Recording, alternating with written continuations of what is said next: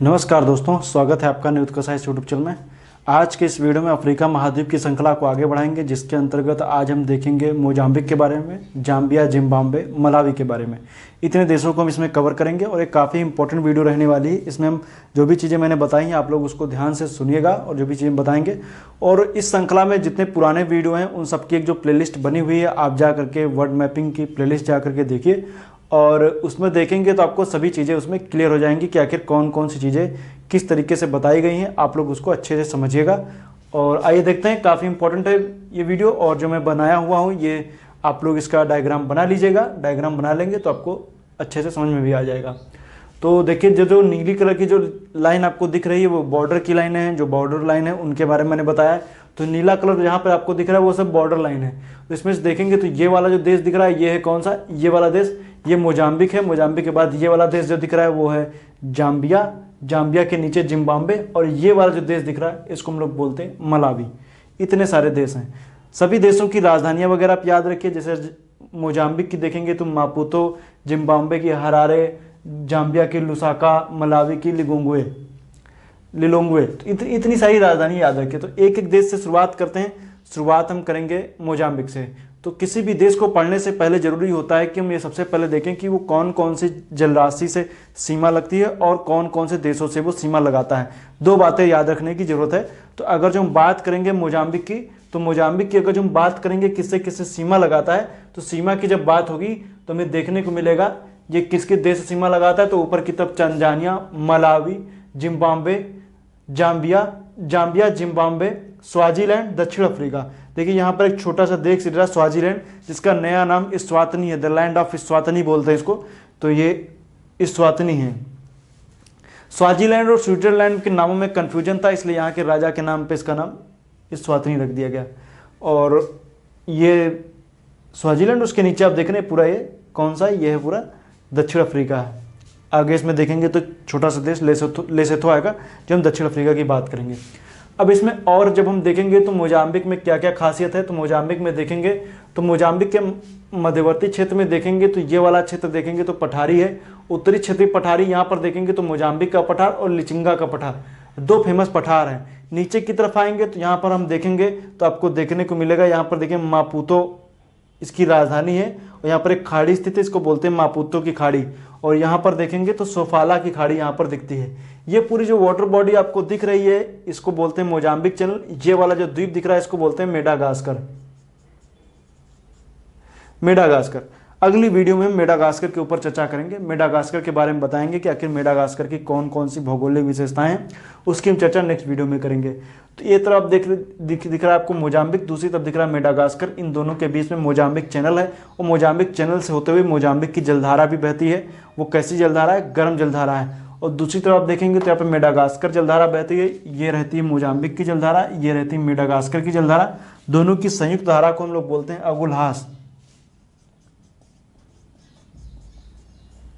अगुल्हास की जलधारा है। तो याद रखिएगा, अगुल्हास की जलधारा, दोनों की संयुक्त धारा अगुल्हास कहलाती है। मोजाम्बिक की जलधारा और मेडागास्कर की जलधारा यहाँ पर बहती हैं।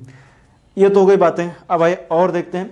यहाँ पर दो प्रमुख नदियाँ हैं। नदियों की बात करेंगे तो एक है जम्बेजी नदी, दूसरी लिम्पोपो नदी। इनकी चर्चा आगे जब हम बात करेंगे, जब हम जाम्बिया जिम्बाब्वे बताएंगे तो जम्बेजी को हम उसी में कवर करेंगे। लेकिन लिम्पोपो की बात करते हैं। लिम्पोपो की बात करेंगे तो ये नदी आपको दिख रही होगी, दक्षिण अफ्रीकी क्षेत्र से निकलती है और ये मकर रेखा को दो बार काटती है। इसकी सहायक नदी है जिसको बोलते हैं क्रोकोडाइल नदी या घड़ियाल नदी के नाम से भी जानते हैं उसको। तो वो इसकी सहायक नदी है। ये नदी आगे चल करके देखेंगे तो ये कहाँ पर, ये पूरा हिंद महासागर है। हिंद महासागर में अपने डेल्टा का निर्माण वगैरह करती है। तो ये आपको याद रखना है। तो ये कहाँ पर, हिंद महासागर के क्षेत्र में। लिम्पोपो मकर रेखा को दो बार, विषुवत रेखा को कांगो और कर्क रेखा को गुजरात की माही नदी। अब आइए और बात करेंगे तो ये बीच में दिख रहा है मलावी। मलावी में कुछ खास है नहीं। यहाँ पर आप देखेंगे तो बीच में एक झील दिखती है, इसको बोलते हैं मलावी झील। मलावी झील को देखेंगे तो ये तंजानिया में, मलावी में और मोजाम्बिक तीनों जो क्षेत्रों में पड़ती है। ये वाली झील आपको दिख रही है, इसको बोलते हैं लेक मलावी। ये पूरा क्षेत्र जो आपको दिखता है ये पूरा हम देखेंगे तो अफ्रीका की ग्रेट रिफ्ट वैली का पार्ट है। उसी में ये झील अंतिम छोर पर ये झील स्थित है। मलावी नीचे की तरफ अंतिम छोर पर स्थित है। तो इसको भी आप याद रखिएगा, क्योंकि यहीं से फिर डिवीजन हो जाता है। यहीं पर आप देखेंगे तो ये वाला हिस्सा 2 पार्ट में टूट करके ये हिस्सा अलग हो रहा है, तो उसको भी आप याद रखिएगा। और जब हम आगे बात करेंगे तो और जो हम देखेंगे तो हमें देखने को मिलेगा। आइए बात करते हैं जाम्बिया की। जाम्बिया में क्या खासियत है उसकी हम बात करेंगे।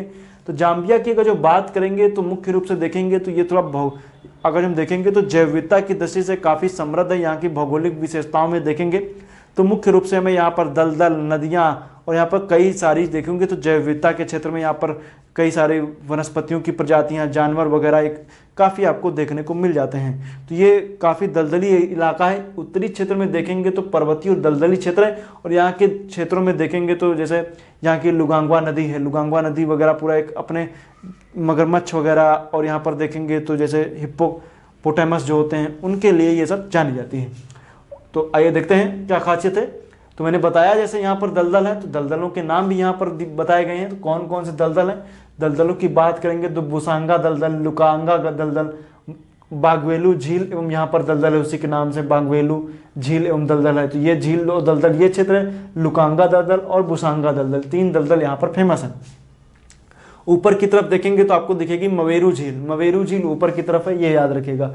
और अब ये तो हो गई दलदलों की बात। अब हम थोड़ा सा बता देते हैं किस किस देश से सीमा लगाता है, ये भी थोड़ा सा मैं बता देता हूँ। तो आइए देखते हैं। यह है जाम्बिया, ऊपर की तरफ देखना जाम्बिया लिखा हुआ है, जाम्बिया है। किसी ने कमेंट किया था कि देशों के नाम नहीं लिख रहे हैं, तो इसलिए मैंने थोड़ा सा इसको बता दिया कि जाम्बिया, सभी देशों के नाम लिख दिए हैं ताकि आपको याद रहे। जैसे यहाँ पे मोजाम्बिक हो गया, जाम्बिया हो गया, जिम्बाब्वे हो गया, मलावी हो गया। तो देखते हैं किससे किससे बॉर्डर बनाता है। तो देखिएगा मलावी, तंजानिया, और ये हो गया डेमोक्रेटिक रिपब्लिक ऑफ कांगो। इधर देखेंगे तो अंगोला, अंगोला के नीचे नामीबिया, नामीबिया के नीचे बोत्सवाना। तो याद रखिएगा बोत्सवाना से भी नामीबिया, बोत्सवाना से भी देखेंगे तो इसकी सीमा लगती है। किसकी सीमा, जाम्बिया की, जाम्बिया की बोत्सवाना से सीमा लगती है। बिल्कुल छोटा सा जो आप मैप देखेंगे तो यहाँ पर आपको ब्रिज दिखेगा जो जम्बेजी नदी पर बना हुआ है, और वो इन दोनों देशों को आपस में जोड़ता है। तो याद रखिएगा बोत्सवाना इतने, और ये जिम्बाब्वे, इतने देशों से सीमा लगती है, और जाम्बिया और इससे मोजाम्बिक से भी लगती है। तो इन सभी देशों को याद रखिएगा किससे किससे सीमा लगती है। अब मैंने बताया जैसे यहाँ पर 3 प्रकार के दलदल मैंने बताया, लेकिन इन सब दलदलों से अलग इतर यहाँ की एक फेमस नदी है जिससे प्रश्न परीक्षा में बार बार पूछे जाते रहे। वही एक नदी है, नदी से संबंधित प्रश्न पूछे जाते रहे। कौन सी नदी है, तो अगर जब उस नदी की बात करेंगे तो उस नदी का नाम है जम्बेजी नदी, जम्बेजी नदी। अब प्रश्न कहाँ से आता है जम्बेजी नदी के ऊपर, तो जम्बेजी नदी के ऊपर प्रश्न ये पूछा जाता है कि जम्बेजी नदी पर कौन सा बांध स्थित है, जम्बेजी नदी पर कौन सा जलप्रपात स्थित है, जम्बेजी नदी का पर स्थित जलप्रपात किन 2 देशों के बीच में स्थित है। इस तरीके के प्रश्न पूछे जाते रहे हैं। अब इसमें देखेंगे तो जम्बेजी नदी पर जाम्बिया और जिम्बाब्वे की सीमा पर विक्टोरिया जलप्रपात है। इसका दूसरा नाम म्यूनसनटोनिया बोला जाता है। इसका मतलब होता है गरजता हुआ धुआं। खोज इसके लिविंगस्टोन ने की थी। आप जानते हैं ना कि लिविंगस्टोन एक खोज करता थे, जो आप देखेंगे तो इसी के मुहाने से होते हुए यहाँ तक अंदर आए थे। आगे चल करके मलेरिया से उनकी मृत्यु भी हो जाती है। तो विक्टोरिया जलप्रपात है यहाँ पर, और उन्होंने महारानी विक्टोरिया के नाम पे इसका नाम विक्टोरिया जलप्रपात रखा था। इसको भी याद रख सकते हैं। विक्टोरिया झील के पास में आप देखें, जलप्रपात के पास में आप देखेंगे यहाँ पर आपको एक करीबा बांध दिखेगा। करीबा बांध स्थित है। करीबा बांध जाम्बिया और जिम्बाब्वे दोनों की सीमा पर स्थित है, जिस तरीके से विक्टोरिया जलप्रपात स्थित है। विक्टोरिया जलप्रपात के पास में जब देखेंगे तो काफ़ी ऊंचाई से गिरता है। ये विश्व का सबसे बड़ा एकल झरना भी है। एकल झरना का मतलब क्या होता है कि जैसे होता नहीं कि मान लीजिए सबसे चौड़ाई में देखेंगे तो एकल झरना का मतलब जो झरना नीचे गिरता है तो उसका एक ही जलधारा जो काफ़ी लंबी, मतलब इतना चौड़ा है। एकल झरना है, पूरा एक ही गिर रहा है। कई सारे आप झरने देखते हैं कि जो चौड़ा बिल्कुल नहीं होते हैं, इतनी लंबाई से इस तरह गिरते हैं। कई होते हैं कि कई झरने बीच में डिवाइड होते हैं, एक झरना ये एक झरना ये, लेकिन ये पूरा यहाँ से शुरू होकर के यहाँ पर पूरा एक साथ पानी नीचे गिरता है, इसलिए इसको ऐसा बोलते हैं। इस नदी के जैसे जब ये नदी गिरती है, नदी के पास में हम देखेंगे तो यहाँ पर कई सारे यहाँ पर पर्वत श्रेणियाँ आपको दिखेंगी। उन पर्वत श्रेणियाँ कुछ ऐसी है कि जम्बेजी नदी पर वहाँ पर अपने गार्ज का निर्माण किया है। गार्ज दरअसल कैनियन से पहले की अवस्था होती है। जब कोई नदी किसी पहाड़ी क्षेत्र से होकर के गुजरती तो वहाँ पर एक अपनी एक घाटी सी बना देती है। जैसे मान लीजिए ये कोई पर्वत है, पर्वत या पठार है, तो नदी क्या हो कि इसको काटते काटते इतनी गहराई तक चलती चली जाए, इसको हम लोग बोलते हैं गार्ज। लेकिन जो कैनियन होता है वो बड़ा हो जाता है, जैसे हम ग्रैंड कैनियन पढ़ते हैं उस तरीके से होता है। तो जिस तरीके से मैंने बताया आपको, इसको याद रखिएगा। तो इसको जो यहाँ पर गार्ज का निर्माण करती है उसको हम लोग बोलते हैं बटोका। लिख दे रहा हूं, इंपॉर्टेंट नहीं है, बटोका गार्ज। ये विक्टोरिया जलप्रपात के जस्ट बाद में देखेंगे तो यहाँ पर नीचे की तरफ जब नदी बहती है तो उसमें बटोका गार्ज होते हुए नदी निकलती है, क्योंकि काफी ऊंचाई से गिरती नदी पर देखेंगे तो पानी की ताकत तो काफी होती है, इतनी ऊंचाई से गिरती, पानी बहुत तेजी से बहता है और पहाड़ियों को काट करके बीच से निकलता चला जाता है, गार्ज का निर्माण करता है। उसी तरीके से जिस तरीके से हम लोग पढ़ते हैं कि ब्रह्मपुत्र नदी कोरबा गार्ज का निर्माण करती है।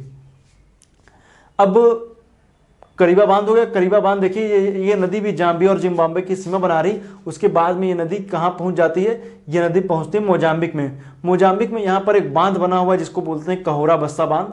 कहोरा बस्सा बांध ये किस नदी पर स्थित है? ये भी स्थित है जाम्बेजी नदी पर। और जाम्बेजी नदी मोजाम्बिक के बाद हिंद महासागर में अपने डेल्टा बनाती है। ये हो गई बातें। इसी की एक सहायक नदी इसको बोलते हैं लुगांगवा नदी। लुगांगवा नदी जो है वो जाम्बेजी नदी की सहायक नदी है, लुगांगवा नदी। अब इस नदी की खासियत क्या है? ये मैंने बताया जैसे घड़ियाल वगैरह के लिए, डिस्कवरी वगैरह, एनिमल प्लेनेट वगैरह आप जबकि चैनल लगाएंगे तो जब कभी इस तरीके जानवर वगैरह दिखाते हैं, अफ्रीका की बात होती है, तो इस नदी की चर्चा बहुत बार होती है। मैं कई बार इसका नाम सुन चुका हूँ, इसलिए मैंने सोचा कि इस नदी को बताया जाए इस मैप में।